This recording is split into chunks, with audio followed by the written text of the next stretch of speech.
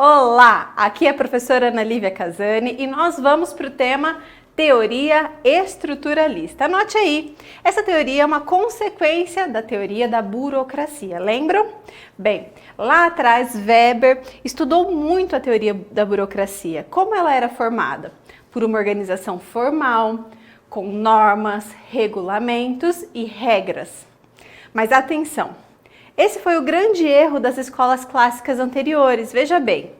Enquanto a teoria da burocracia focava em apenas um ponto, que era focal desses estudos, essa teoria nova, que é consequência da teoria da burocracia, busca analisar vários aspectos. Então nós começamos a deixar de lado essa ideia de focar em apenas um ponto da organização, como aconteceu anteriormente, como por exemplo na teoria da administração científica, em que o foco era totalmente voltado para a produtividade, ou da teoria clássica, que focava demais na estrutura, e até mesmo a teoria das relações humanas, com foco totalmente nas pessoas.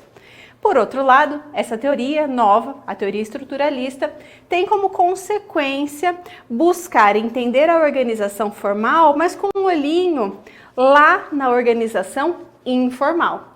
Ela se dedicou, então, a estudar um pouco de cada teoria.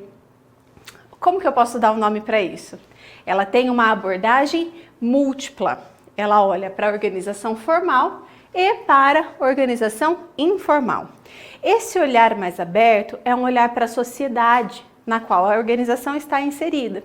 Então eu deixo de vislumbrar uma organização apenas dentro dos seus próprios muros e começo a compreender que essa organização está inserida em um ambiente. Esse ambiente nós veremos mais à frente.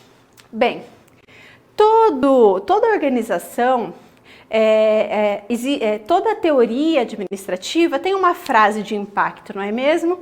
E a frase de impacto da teoria estruturalista é essa: o todo organizacional é maior do que a soma das partes, ou deveria ser, não é mesmo? E como eu tinha antigamente nas teorias anteriores, o homem econômico na administração científica, o homem social nas relações humanas. Agora, nessa teoria, eu tenho o conceito do homem organizacional. É o homem que desempenha vários papéis. E veja bem, eu tenho alguns fatores importantes, como é o caso da flexibilidade. Na sociedade moderna, é muito necessário a existência de adaptação. Por quê? O mundo, como nós conhecemos, ele muda rapidamente. E essa mudança exige de nós, profissionais, a flexibilidade, a capacidade de ser resiliente e nos adaptarmos a esses novos cenários. Consequência disso também é a necessidade de tolerância às frustrações. Por quê? Inevitavelmente, no ambiente organizacional, este homem, chamado de homem organizacional, participará, presenciará, viverá alguns conflitos, né? E a capacidade com que ele vai superar esses conflitos vai determinar a sua permanência nessa organização. Perfeito! Sendo assim, nós vamos para mais uma característica dessa teoria, que é a análise interorganizacional. Essa abordagem múltipla que trabalha o relacionamento entre os ambientes interno e externo. Quando eu falar para você, aluno, sobre ambiente interno, eu estou trabalhando todos os departamentos da minha organização, as pessoas que trabalham dentro da minha empresa ou da minha instituição, se não for algo lucrativo, e o ambiente externo, que nada mais é do que a sociedade na qual a empresa está inserida. E aí surge a necessidade de estruturar as empresas em níveis organizacionais. Veja bem, aqui nós vamos observar a existência de níveis hierárquicos. O que são esses níveis? Imagine a instituição, a organização como uma pirâmide, como nessa imagem, onde nós temos os níveis estratégico, tático e operacional. O que significa o nível estratégico? O nível estratégico é o nível mais alto, o nível hierárquico mais elevado. É chamada a alta administração. normalmente formada pelo conselho, pelos fundadores da empresa, pela direção. Na sequência, nós temos as atividades gerenciais, representadas pelo nível tático.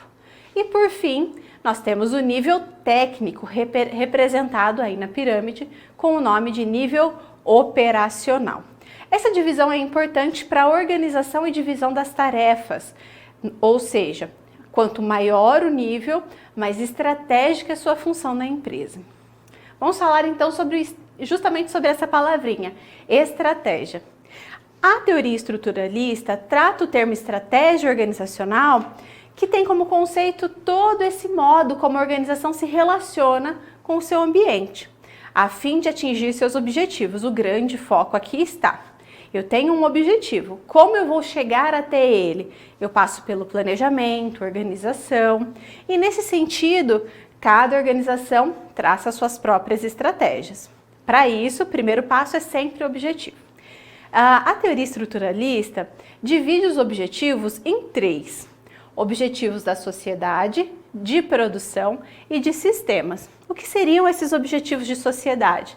São aqueles cuja finalidade é atender às necessidades da sociedade. Já os objetivos de produção visam o atendimento de uma demanda por bens e serviços. Essa demanda provém dos consumidores. E os objetivos de sistemas são objetivos mais focados no modo de funcionar. Então, em vez de olhar para o produto, eu quero colocar, por exemplo, produtividade no meu processo.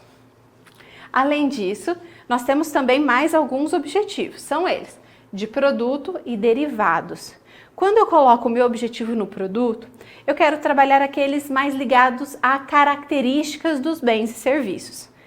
E os derivados são aqueles que, como o próprio nome diz, são ligados à utilização, né? São derivados de outros, como, por exemplo, a execução, serviços comunitários, programas sociais e comunitários, metas políticas e políticas de investimento.